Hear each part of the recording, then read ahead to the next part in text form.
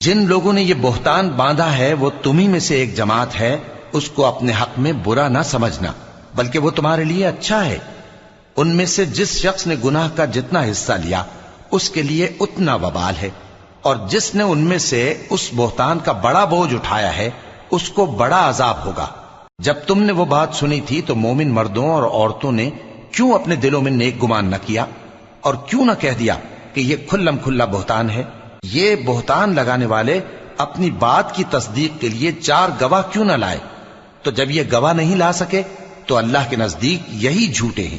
اور اگر دنیا اور آخرت میں تم پر اللہ کا فضل اور اس کی رحمت نہ ہوتی تو جس شغل میں تم منہمک تھے اس کی وجہ سے تم پر بڑا سخت عذاب نازل ہوتا، جب تم اپنی زبانوں سے اس کا ایک دوسرے سے ذکر کرتے تھے اور اپنے منہ سے ایسی بات کہتے تھے جس کا تم کو کچھ بھی علم نہ تھا، اور تم اسے ایک ہلکی بات سمجھتے تھے۔